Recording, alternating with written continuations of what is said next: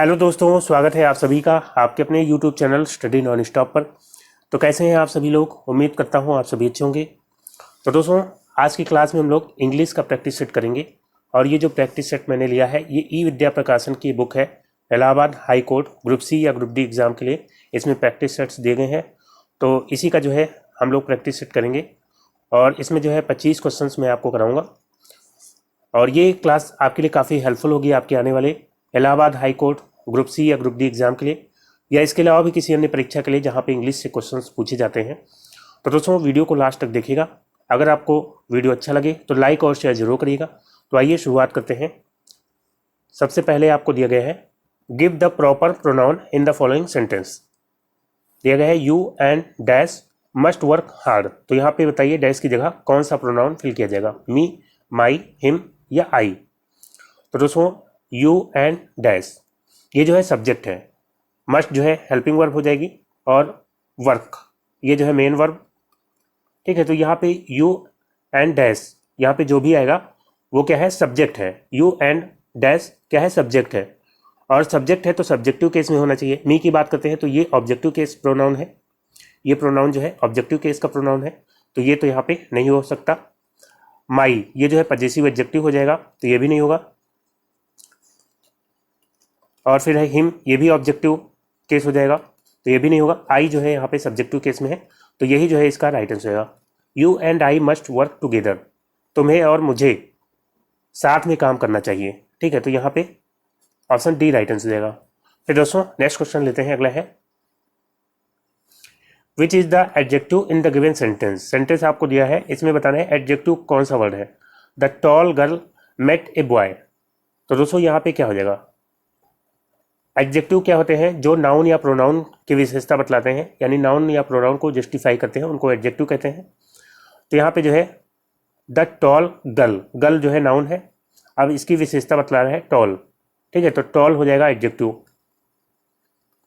बाकी गर्ल जो है नाउन है। मेट वर्ब हो जाएगी, और बॉय भी नाउन हो जाएगा। ठीक है, तो यहाँ पे राइट आंसर क्या हो जाएगा, ऑप्शन ए, टॉल जो है यहाँ पे राइट आंसर हो जाएगा। फिर दोस्तों नेक्स्ट क्वेश्चन लेते हैं। अगला है use the correct form of the verb in the following sentence. Sentence में आपको वर्ब की सही फॉर्म फिल करनी है। दिया गया है he dash in Allahabad for 5 years। तो यहाँ पे क्या होगा, he lives in Allahabad for 5 years, he has been living, या ही हैव, तो ही के साथ हैव बीन तो आ नहीं सकता, या ही लिविंग। तो दोस्तों यहाँ पे क्योंकि टाइम दिया गया है फॉर 5 years, वो 5 साल से इलाहाबाद में रह रहा है, तो यहाँ पे होना चाहिए he has been, he has been living. ठीक है, ही हैज़ बीन लिविंग यहाँ पे हो जाएगा in Allahabad for 5 years। Present perfect continuous का यहाँ पे स्ट्रक्चर हो जाएगा, और क्योंकि यहाँ पे जो है टाइम ड्यूरेशन दिया गया है 5 years, इसलिए यहाँ पे फॉर आएगा। अगर पॉइंट ऑफ टाइम दिया होता तो वहाँ पे सिंस आता, जैसे कि मान लीजिए दिया होता 2002 से रह रहा है, या जो है जनवरी से रह रहा है, मतलब पॉइंट ऑफ टाइम होता तो वहाँ पे जो है सिंस आता है। अगर पीरियड ऑफ टाइम दिया होता है तो वहाँ पे फॉर आता है, तो यहाँ पे फॉर आएगा। तो राइट आंसर क्या हो जाएगा, option B, he has been living in Allahabad for 5 years। फिर दोस्तों नेक्स्ट क्वेश्चन लेते हैं। नेक्स्ट है state the part of speech of the underline word. दिया गया he looked above in the sky. तो एबव जो अंडरलाइन है, ये बताना है ये क्या है, एडजेक्टिव है या नाउन है या वर्ब है या एडवर्ब है। तो दोस्तों यहाँ पे जो है राइट आंसर हो जाएगा, ये है एडवर्ब। एबव क्या है, एडवर्ब है। He looked above in the sky. Adverb क्या होते हैं, एडवर्ब जो कि किसी वर्ब की विशेषता बतलाते हैं, या एडजेक्टिव की, या जो है खुद एडवर्ब की भी विशेषता बतलाते हैं, तो उनको कहते हैं एडवर्ब्स।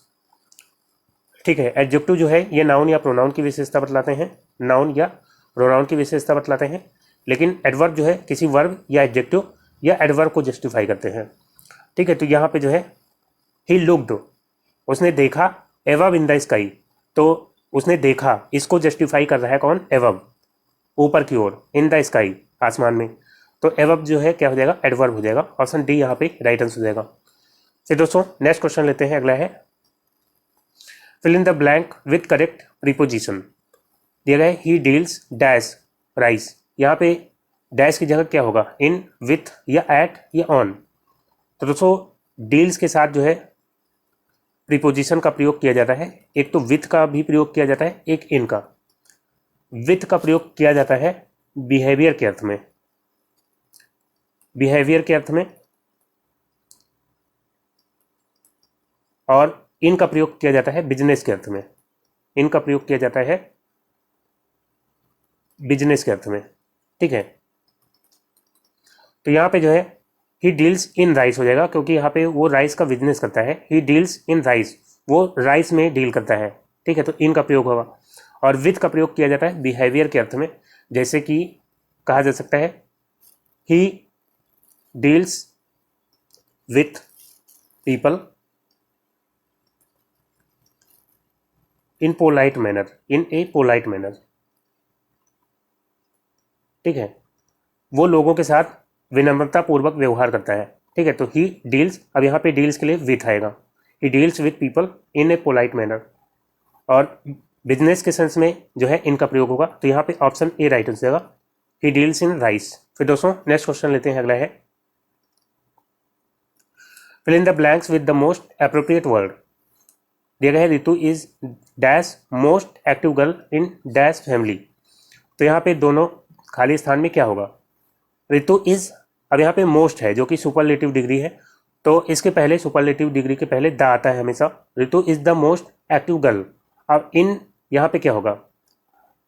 अब यहाँ पे ए वाले दोनों ऑप्शन हट जाएंगे। अब यहाँ पे इन ए फैमिली या इन द फैमिली होना चाहिए। तो दोस्तों यहाँ पे हो जाएगा इन द फैमिली, दोनों जगह द आएगा। द का प्रयोग यहाँ पे किस लिए होगा? क्योंकि पर्टिकुलर का सेंस यहाँ पे आ रहा है।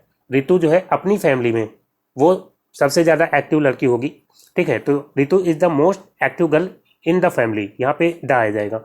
या फिर जो है कोई पॉजेसिव एडजेक्टिव यहाँ पे आ सकता है, जैसे कि Ritu is the most active girl in her family. यहाँ पे हर अगर होता तो द लगाने की जरूरत नहीं होती, लेकिन यहाँ पे जो है वो पर्टिकुलर अपनी फैमिली में जो है वो सबसे ज़्यादा एक्टिव है, इसलिए यहाँ पे द का प्रयोग होगा। तो बी ऑप्शन यहाँ पे राइट आंसर रहेगा, दोनों जगह द होगा। फिर दोस्तों नेक्स्ट क्वेश्चन लेते हैं, अगला है fill in the blank with suitable determiner given below the sentence. दिया गया है the cow is dash sacred animal. तो डैश की जगह यहाँ पे क्या होगा? ए, एन, द या इनमें से कोई नहीं। तो दोस्तों यहाँ पे एन तो हो नहीं सकता, क्योंकि सैक्रेड जो है ये कॉन्सोनेंट साउंड से शुरू है, तो इसलिए एन तो यहाँ पे नहीं हो सकता। अब यहाँ पे द काउ, द काउ का मतलब क्या होता है?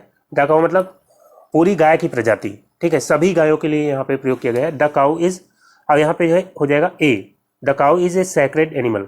गाय एक सैक्रेड मतलब पवित्र जानवर है, ठीक है। यहाँ पे द का प्रयोग नहीं हो सकता, क्योंकि द का प्रयोग जो है पर्टिकुलर के लिए यूज होता है। अब यहाँ पे किसी पर्टिकुलर जानवर की बात नहीं हो रही है, ठीक है। जितनी गाय है सबकी बात हो रही है, पूरी गाय प्रजाति की बात हो रही है। तो यहाँ पे the cow is a sacred animal यहाँ पे राइट हो जाएगा, ठीक है। या जो है द का प्रयोग सुपरलेटिव डिग्री से पहले होता है, तो यहाँ पे ऐसा भी कुछ नहीं है। सैक्रेड जो है सुपरलेटिव डिग्री तो है नहीं, तो यहाँ पे ए का प्रयोग होगा। तो ऑप्शन ए यहाँ पे राइट आंसर हो जाएगा। फिर दोस्तों नेक्स्ट क्वेश्चन लेते हैं, अगला है fill in the blank with suitable modal auxiliary verb given below the sentence. तो दोस्तों यहाँ पे आपको बताना है डैश की जगह कौन सा मॉडल ऑक्सिलरी वर्ब यहाँ पे फिल किया जाएगा। दिया गया है the box was so heavy, box इतना भारी था, दैट आई डैश लिफ्टेड। तो यहाँ पे आपको पढ़ने से पता चल रहा है कि यहाँ पे एबिलिटी शो करने वाली बात है, ठीक है। तो यहाँ पे एबिलिटी शो करने के लिए वुड नॉट या शुड नॉट का प्रयोग तो होगा नहीं, यहाँ पे जो है कैन नॉट या कुड नॉट का प्रयोग होना चाहिए। और इसमें से जो है कौन सा सही होगा? तो आप पढ़ेंगे द बॉक्स वॉज, यहाँ पे पास्ट टेंस का स्ट्रक्चर है, तो इसलिए यहाँ पे कैन नॉट भी नहीं होगा, कुड नॉट हो जाएगा।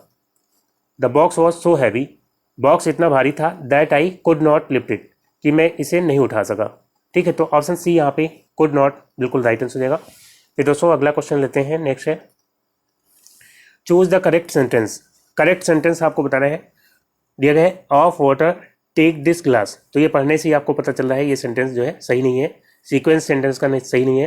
फिर दिया गया है take glass of this water, take glass of this water, इस पानी का ग्लास लो, तो ये भी गलत होगा। Take this glass of water, पानी का ये ग्लास लो, ये जो है सही हो जाएगा। Take this glass of water, पानी का ये ग्लास लो। तो सी ऑप्शन यहाँ पे ग्रामेटिकली बिल्कुल सही है। और take this water of glass, glass का ये पानी लो, तो ये तो बिल्कुल गलत हो जाएगा। तो सी ऑप्शन यहाँ पे राइट आंसर हो जाएगा, ठीक है। Take this glass of water. फिर दोस्तों नेक्स्ट क्वेश्चन लेते हैं, अगला है change the given sentence in passive voice, sentence को पैसिव वॉइस में बदलना है, दिया गया है they will invite all the children. तो दोस्तों यहाँ पे विल है जो कि मॉडल है, और मॉडल का जब पैसिव बनाते हैं तो मॉडल प्लस बी हो जाता है, और वर्ब की थर्ड फॉर्म तो पैसिव वॉइस में हमेशा रहती है, और फिर बाई प्लस सब्जेक्ट और ऑब्जेक्ट जो है पहले आ जाएगा। ठीक है, तो यहाँ पे आपको विल है तो विल प्लस बी हो जाएगा। विल प्लस बी जिसमें है उसको रहने देते हैं, बाकी हटा देते हैं। यहाँ विल भी है, यहाँ भी है, इन दोनों में विल हैव और वुड भी दिया गया है, तो ये दोनों हट जाएंगे। ठीक है, अब यहाँ पे आपको पता है दे विल इन्वाइट, वह इन्वाइट करेंगे ऑल द चिल्ड्रन, ये ऑब्जेक्ट है, ऑब्जेक्ट जो है पहले आएगा ऑल द चिल्ड्रन। ठीक है, यहाँ केवल द चिल्ड्रन दिया गया है तो ये गलत हो जाएगा। ऑल द चिल्ड्रन ये पूरा ऑब्जेक्ट है, तो all the children will B, और वर्ब की थर्ड फॉर्म हो गई इन्वाइटेड। बाई सब्जेक्ट यानी कि दे है यहाँ पे सब्जेक्ट, तो बाई देम हो सकता था यहाँ पे, लेकिन दे जो है अनइम्पॉर्टेंट सब्जेक्ट होता है तो इसको हटा भी सकते हैं। ठीक है, इसको आगे जोड़ने की जरूरत नहीं होती है। और ऐसा भी ऑप्शन आ सकता है कि बाई देम दिया हो तो वो वहाँ पे सही होगा, तो आपको ऑप्शन के अनुसार आंसर टिक करना है।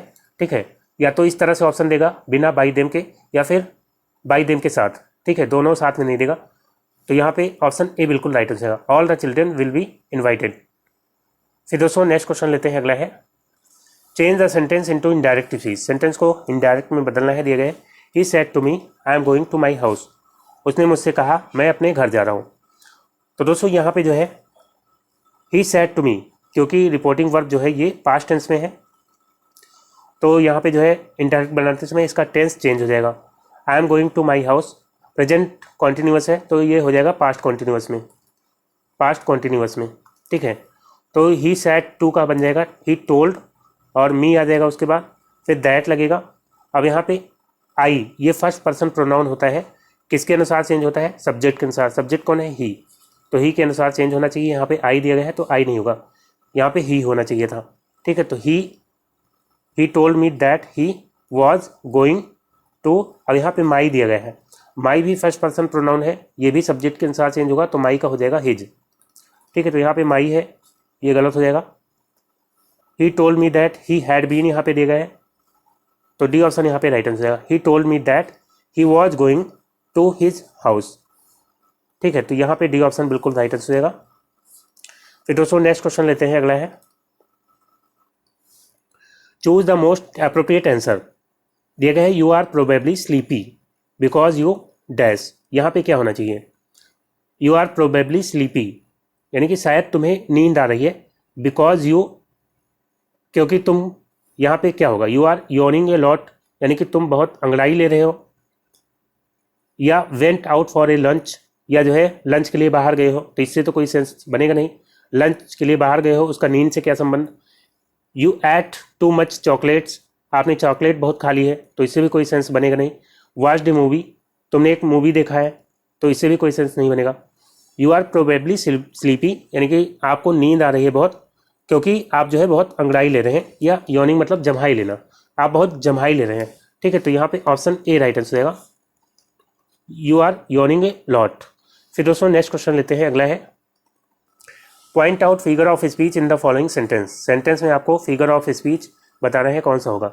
And having nothing, he hath all, and having nothing, और कुछ भी ना होते हुए, ही हैथ ऑल, उसके पास सब कुछ है। तो यहाँ पे बताइए फिगर ऑफ स्पीच कौन सा हो जाएगा। ओनोमेटोपिया, ओनोमेटोपिया में क्या होता है, इसमें जो है कोई आवाज़ होती है, उसको वर्ड में अगर दर्शाया जाता है, शब्द में दर्शाया जाता है, तो वहाँ पे होता है ओनोमेटोपिया। जैसे कि the car horn beeps, the car horn beeps, तो यहाँ पे जो है जो कार की आवाज़ है हॉर्न की, उसको यहाँ पे दर्शाया जा रहा है वर्ड्स में। या द डॉग बार्क्स, ठीक है, तो कुत्ते की जो भौंकने की आवाज़ है उसके लिए जो है वर्ड में यहाँ पे दर्शाया जा रहा है द डॉग बार्क्स, तो यहाँ पे इन दोनों में ओनोमेटोपिया हो जाएगा। ऑक्सीमोरोन यहाँ पे राइट आंसर है। ऑक्सीमोरोन मतलब क्या होता है, विरोधाभास, तो यहाँ पे जो है जब दो विपरीत गुणों को एक साथ दर्शाया जाता है वहाँ पे होता है ऑक्सीमोरोन।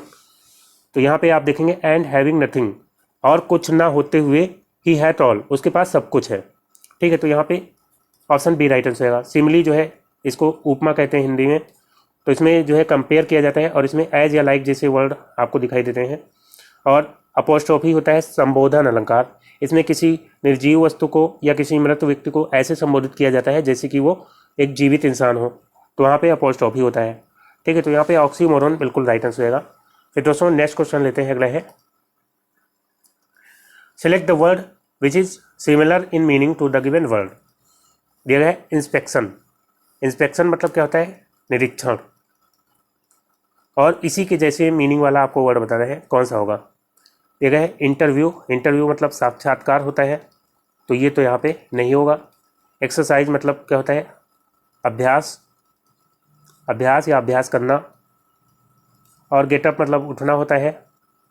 चेकअप मतलब क्या होता है? चेकअप मतलब निरीक्षण या निरीक्षण करना। ठीक है, तो यही इसका राइट आंसर होगा ऑप्शन डी, चेकअप। फिर दोस्तों नेक्स्ट क्वेश्चन लेते हैं, अगला है in the following question choose the word opposite in meaning to the given word. अब आपको अपोजिट बताना है इंटरेस्टिंग का। इंटरेस्टिंग मीन्स होता है रोचक या दिलचस्प, तो इसका अपोजिट क्या हो जाएगा? तो यहाँ पे कंफ्यूजिंग मतलब क्या होता है? भ्रामक। और बोरिंग यहाँ पे राइट आंसर होगा। बोरिंग मतलब क्या होता है? उबाऊ। ठीक है, तो यही इसका राइट आंसर है। बाकी कंट्रास्टिंग मतलब क्या होता है? विपरीत। और प्लीजिंग मतलब क्या होता है? सुहावना या आकर्षक। ठीक है, तो यहाँ पे बी ऑप्शन बोरिंग बिल्कुल राइट आंसर होगा।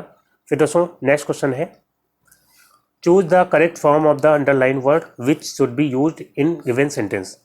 दिए गए हैं the culprit was sentence to death because he was a trait.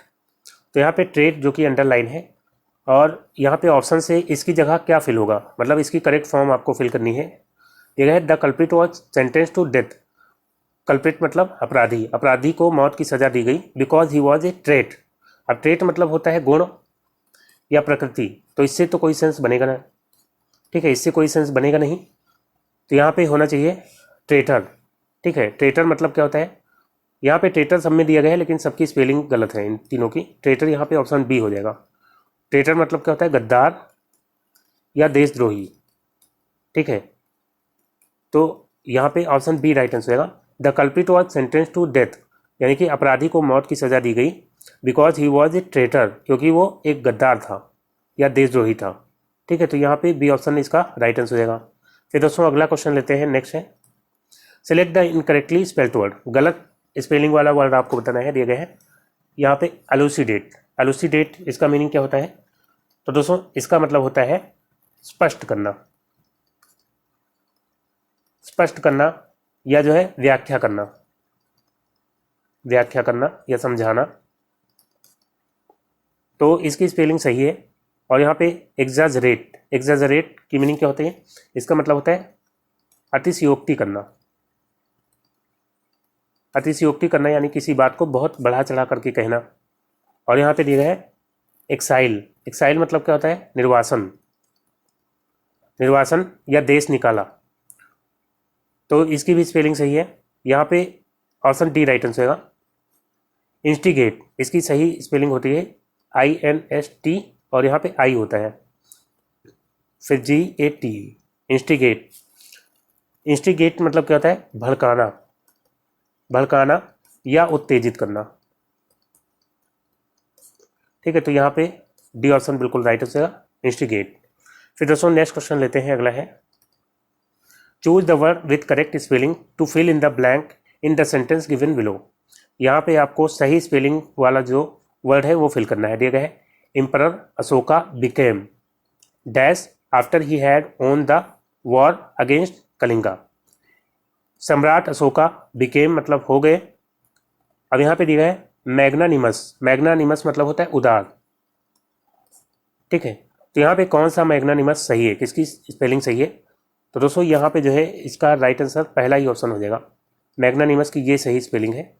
ठीक है, तो एम्परर अशोका बिकेम मैग्नानिमस, सम्राट अशोक उदार हो गए after he had own the war against Kalinga. Kalinga का जो वार था उसको जीतने के बाद वो क्या हो गए? उदार हो गए। तो ऑप्शन ए यहाँ पे राइट आंसर होगा। फिर दोस्तों नेक्स्ट क्वेश्चन लेते हैं, अगला है fill in the blank with suitable pronoun given below. यहाँ पे ब्लैंक होगा fill in the blank with suitable pronoun given below the sentence. Sentence में आपको सही प्रोनाउन फिल करना है, दिया गया है he is as good as dash. तो यहाँ पे क्या होगा, he is as good as me या आई या हिम या हिज।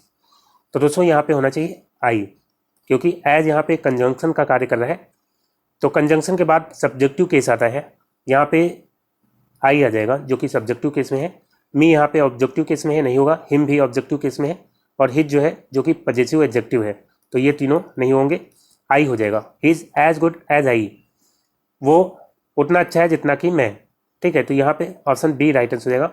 और वैसे भी जब कंपेरिजन होता है तो कंपेरिजन दो एक जैसी चीज़ों के बीच में होता है। तो यहाँ पे अगर ही सब्जेक्टिव केस में है तो इधर भी जो है आई होना चाहिए सब्जेक्टिव केस में।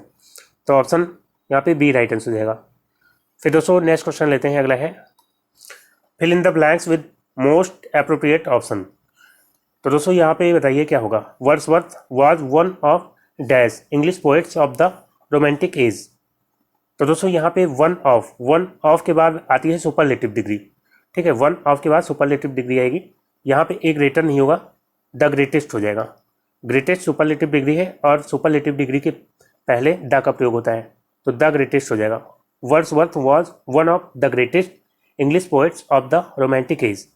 वर्ड्सवर्थ जो है महान इंग्लिश पोइट्स में से एक थे। ठीक है, of the romantic as, romantic as के महान इंग्लिश पोइट में से एक थे। तो ऑप्शन बी यहाँ पे राइट आंसर आएगा, द ग्रेटेस्ट। फिर दोस्तों नेक्स्ट क्वेश्चन लेते हैं, अगला है identify the type of verb in the given sentence. Sentence में आपको वर्ब की टाइप बताना है, किस तरह की वर्ब यहाँ पे है। दिया गया ही स्लेप्ट, वो सो गया। अब स्लेप्ट यहाँ पे वर्ब है, और किस तरह की वर्ब है, ट्रांजिटिव वर्ब या इंट्रांजिटिव वर्ब या रेगुलर वर्ब या इरेगुलर वर्ब। तो दोस्तों ट्रांजिटिव वर्ब क्या होती है, ट्रांजिटिव वर्ब में जो है ऑब्जेक्ट की जरूरत होती है, जो वर्ब है उसका एक्शन रिसीव करने के लिए। ठीक है, जैसे कि सी मेड ए ब्यूटीफुल पेंटिंग। ठीक है, सी मेड ए ब्यूटीफुल पेंटिंग। तो यहाँ पे जो है उसने बनाया एक ब्यूटीफुल पेंटिंग, उसने बनाया। तो यहाँ पे ऑब्जेक्ट की जरूरत है कि उसने क्या बनाया। सी मेड, उसने बनाया, क्या बनाया, एक ब्यूटीफुल पेंटिंग, जो कि ऑब्जेक्ट है। तो ट्रांजिटिव वर्ब जो है जिनको ऑब्जेक्ट की जरूरत होती है एक्शन रिसीव करने के लिए, तो उसको कहते हैं ट्रांजिटिव वर्ब। तो मेड जो है ये ट्रांजिटिव वर्ब हो जाएगी यहाँ पे। लेकिन ही स्लेप्ट, वो सो गया। अब यहाँ पे किसी ऑब्जेक्ट की जरूरत नहीं है, वो सो गया, वो क्या सो गया, तो इसके लिए जो है कोई ऑब्जेक्ट की जरूरत नहीं है, तो ये जो है इन ट्रांजिटिव वर्ब हो जाएगी। जैसे हिंदी में होता है सकर्मक क्रिया और अकर्मक क्रिया। सकर्मक क्रिया में जो है कर्म की जरूरत होती है और अकर्मक क्रिया में नहीं होती। तो उसी तरह से ट्रांजिटिव वर्ब में ऑब्जेक्ट की जरूरत होती है, इन ट्रांजिटिव वर्ब में नहीं होती। तो यहाँ पे ही स्लेप्ट जो है इन ट्रांजिटिव वर्ब हो जाएगी। ठीक है, इसको जो है ऑब्जेक्ट की जरूरत नहीं है, तो बी ऑप्शन यहाँ पे राइट आंसर हो जाएगा। फिर दोस्तों नेक्स्ट क्वेश्चन लेते हैं, अगला है select the adverb of place. तो यहाँ पे आपको बताना है एडवर्ब ऑफ प्लेस, यानी कि जो किसी प्लेस यानी स्थान को इंडिकेट करता हो, कौन सा एडवर्ब है। ऑलमोस्ट, बोल्डली, हियर या देन। तो दोस्तों यहाँ पे राइट आंसर आएगा हियर। हियर या देयर ये सब स्थान को इंडिकेट करते हैं। हियर हो गया या देयर हो गया या बिहाइंड हो गया या अंडर हो गया। एडवर्ब आपको पता है कि एडवर्ब जो है किसी वर्ब को जस्टिफाई करते हैं, या जो है किसी एडजेक्टिव को, या खुद एडवर्ब को भी जस्टिफाई करते हैं। तो हियर, देयर, बिहाइंड, अंडर ये सब एडवर्ब ऑफ प्लेस हो जाएंगे। और यहाँ पे देन दिया गया है, देन जो है ये एडवर्ब ऑफ टाइम हो जाएगा, जो समय को इंडिकेट करते हैं। बोल्डली ये एडवर्ब ऑफ मैनर हो जाएगा, काम करने के तरीके को प्रदर्शित करते हैं। बोल्डली मतलब बहादुरी पूर्वक। ठीक है, तो ये एडवर्ब ऑफ मैनर हो जाएगा। ऑलमोस्ट मतलब ये ऑलमोस्ट तो हो जाता है एडवर्ब ऑफ डिग्री। ठीक है, तो यहाँ पे हियर इसका राइट आंसर आएगा, जो कि एडवर्ब ऑफ प्लेस है। फिर दोस्तों नेक्स्ट क्वेश्चन लेते हैं, अगला है fill in the blanks with the most appropriate option. दिया गया है dash is the best story. तो दोस्तों यहाँ पे क्या होगा, योर्स होगा या योर या योर्स, ये दोनों नहीं हो सकते, क्योंकि जो है ये है पजेसिव प्रोनाउन, ये है पजेसिव एडजेक्टिव। पजेसिवनेस दिखाने के लिए योर के साथ अपोस्ट्रोफी नहीं लगाई जाती है। ठीक है, इस तरह का कोई मतलब वर्ड नहीं होता है। अब यहाँ पे योर्स और योर में से क्या होगा, तो दोस्तों यहाँ पे हो जाएगा योर्स। यहाँ पे पजेसिव प्रोनाउन का यूज होगा, yours is the best story, मतलब आपकी कहानी बेस्ट है, yours is the best story, या ऐसे भी हो सकता था the best story is yours. ठीक है, अब योर अगर लगाना होता तो इस तरह से कहा जा सकता था your story is the best. ठीक है, यहाँ पे योर्स का यूज होगा ना कि योर का, तो ऑप्शन ए यहाँ पे राइट आंसर होगा, योर्स। फिर दोस्तों नेक्स्ट क्वेश्चन लेते हैं, अगला है fill the correct preposition in the following sentence. Sentence में आपको सही प्रीपोजिशन फिल करना है, दिए गए ship sail dash the seas. तो दोस्तों यहाँ पे क्या होगा, शिप सेल, अब यहाँ पे फ्रॉम हो जाएगा या अक्रॉस या अंडर या इनटू। तो दोस्तों यहाँ पे होना चाहिए अक्रॉस। शिप मतलब जहाज होती है, और सेल यहाँ पे आई थिंक सेल्स होना चाहिए क्योंकि शिप जो है सिंगुलर है, शिप सेल्स। अब अक्रॉस यहाँ पे हो सकता है क्योंकि फ्रॉम मतलब कि समुद्र से चलती है, अंडर मतलब समुद्र के नीचे चलती है, इनटू मतलब समुद्र के अंदर होकर के चलती है, तो शिप तो ऊपर ऊपर चलती है, और अक्रॉस मतलब होता है एक छोर से दूसरे छोर तक, तो ship sails across the seas हो जाएगा, ऑप्शन बी यहाँ पे राइट आंसर हो जाएगा। फिर दोस्तों नेक्स्ट क्वेश्चन लेते हैं, अगला है fill the correct article in the sentence. तो दोस्तों यहाँ पे जो है सही आर्टिकल आपको फिल करना है दोनों जगह। तो दिए गए डैश सन राइजेस, तो यहाँ डैश की जगह क्या होगा, तो दोस्तों खगोलीय पिंड जो है या जो चीज़ें यूनिक होती हैं, अनोखी होती हैं, तो उनके पहले दा लगता है, तो यहाँ पे दा लग जाएगा, द सन राइजेस इन। अब यहाँ पे भी दा लगेगा क्योंकि दिशाओं के पहले भी, जितनी भी दिशाएं हैं उनके पहले दा लगाया जाता है, तो the sun rises in the east. ठीक है, सूरज पूरब में निकलता है, तो यहाँ पे राइट आंसर क्या हो जाएगा, ऑप्शन बी यहाँ पे राइट आंसर होगा। तो दोस्तों आज का वीडियो यहीं पे समाप्त करता हूँ। उम्मीद करता हूँ वीडियो आपको अच्छा लगा होगा। अगर वीडियो आपको अच्छा लगा हो तो लाइक और शेयर जरूर करिएगा, और जो दोस्त नए हैं चैनल पर, चैनल को सब्सक्राइब करके नोटिफिकेशन बिल को ऑन कर लेंगे ताकि अगला वीडियो अपलोड होते ही उसका नोटिफिकेशन आपको सबसे पहले मिल जाए। तो मिलते हैं अगले वीडियो में, तब तक के लिए goodbye and take care.